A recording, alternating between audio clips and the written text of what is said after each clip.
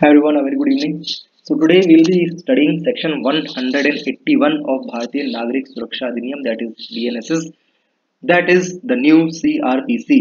ठीक है, so आज हम लोग देखेंगे कि statements that are given to the police और उसका यूज क्या होता है. ठीक है ना. सब लोग को लगता है कि हाय हम लोग ने तो पुलिस को बता दिया है जाके, now I will be the culprit, I will be behind bars. ऐसा नहीं होता है. By the end of this section you will realise कि उसका कोई सिग्निफिकेंस है ही नहीं. ठीक है, बहुत एक छोटा सा सिग्निफिकेंस है दैट यू विल लर्न, बाकी कोई सिग्निफिकेंस है नहीं. So anyways, section 181, no statement made by any person whether you are an accused, you are a witness, doesn't matter. ठीक है, this is applicable to everybody. ठीक, no statements made by any person to a police officer in the course of an investigation under this chapter shall, if reduced to writing, be signed by the person making it. now इसका मतलब ये हो गया है कि whosoever, जिसने भी statement police को दिया, if police has recorded those statement मतलब उनको पेपर पे लिखा गया है, देन जिसने भी वो स्टेटमेंट दिए हैं, you are not suppose to sign those statements. ठीक है. नाउ पहली चीज इंपॉर्टेंट. दूसरी चीज इंपॉर्टेंट ये है, मतलब confession to police you are not allowed to sign that. ठीक. Nor shall any such statement or record whether in police diary or otherwise, or any part of such statement or record be used for any purpose. कह रहा है कि आपने जो statement police को दिया है, वो पूरा स्टेटमेंट या उसका कोई भी पार्ट कहीं यूज नहीं होगा. सिर्फ कहां पे यूज होगा? सिर्फ कहां पे? Save as hereinafter provided at any inquiry or trial in respect of any offense under investigation at the time which such statement was made.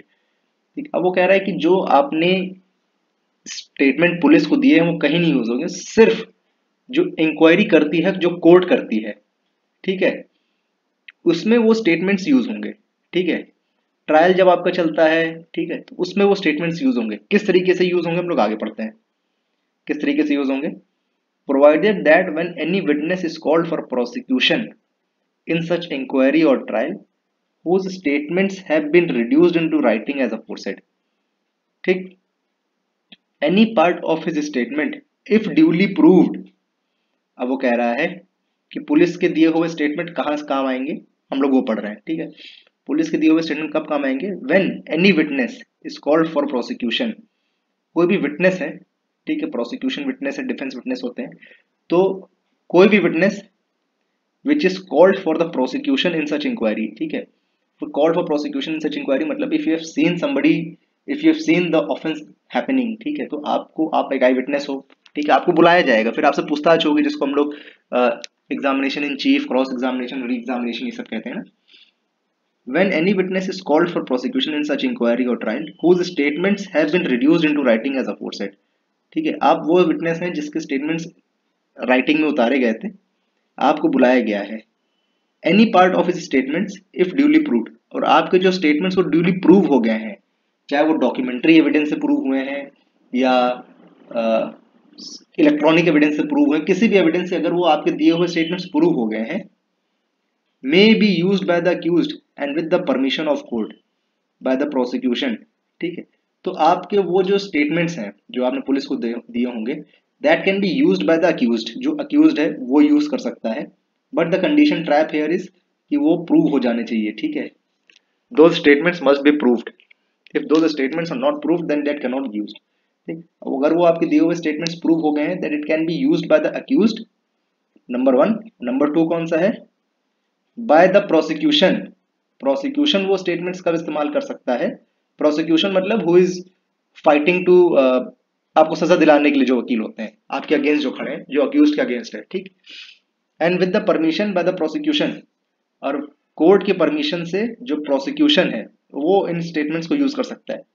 किस तरीके से यूज कर सकता है? To contradict such witness in the manner provided by section 148 of Bharatiya Sakshya अधिनियम. ठीक है. Prosecutor उन स्टेटमेंट्स को कोर्ट की परमिशन लेके तब प्रूफ, अक्यूज्ड क्या कहते हैं, कोर्ट की परमिशन लेके विटनेस को कॉन्ट्रडिक्ट कर सकता है. ठीक है. कहने का मतलब इतना है कि आपके स्टेटमेंट से आपसे पूछताछ करी जा सकती है, ऑल्दो आपसे कोई, आपको, you will not be punished या कि उस बेसिस पे, बस उस बेसिस पे कॉन्ट्रडिक्शन लाया जा सकता है कि आपने यहाँ पे ये कहा था, यहाँ पे आपने ये क्यों कह दिया, bye there is a contradiction in that, ठीक है, can only be used for contradiction, ठीक। But any part of such statement so used, any part thereof may also be used for re-examination of such witness, but for the purpose only of explaining any matter referred to in his cross examination, ठीक है। अब मान लीजिए तीसरा इसमें part ये है कि आपका क्रॉस एग्जामिनेशन हुआ है, ठीक है, तो वो स्टेटमेंट अगर क्रॉस एग्जामिनेशन से रिलेटेड है, ठीक है, देन उस स्टेटमेंट को लेके आप री एग्जामिन भी कर सकते हो, ठीक है। तो तीन जगह पुलिस के दिए हुए स्टेटमेंट्स काम आते हैं। फर्स्ट कि provided that when witness is called for prosecution in such inquiry or trial whose statements have been reduced in writing as any part of a statement if duly proved may be used by accused, accused तब इस्तेमाल कर सकता है जब duly proved हो, ठीक। Prosecution कब इस्तेमाल कर सकता है, कोर्ट की परमिशन लेके उस अक्यूज्ड के स्टेटमेंट्स को कॉन्ट्रडिक्ट करने के लिए, और तीसरा जब री एग्जामिनेशन हो रहा हो आपका, तो आपका उस स्टेटमेंट से रिलेटेड जो क्रॉस एग्जामिनेशन हुआ है उसको याद दिलाने के लिए, ठीक। अब सेक्शन 26 ऑफ भारतीय साक्ष्य अधिनियम टॉक्स अबाउट कि जो पुलिस को दिए हुए स्टेटमेंट्स कन्फेशन कब एप्लीकेबल होंगे, ठीक है, वो उसका अलग सेक्शन है, उसमें ये चीज़ अप्लाई नहीं होगी, ठीक है। तो टिल नाउ 181 थोड़ा सा टेक्निकल सेक्शन है, इसमें जो प्रोवाइजो है इसका इट इज़ वेरी टेक्निकल, और बिलीव मी ये कई सारे प्रैक्टिसिंग एडवोकेट्स को भी सब कॉन्सेप्ट नहीं क्लियर है, ठीक है। तो ये section 181 is very important, exam में भी आता है। तो thank you for watching and have a good day head.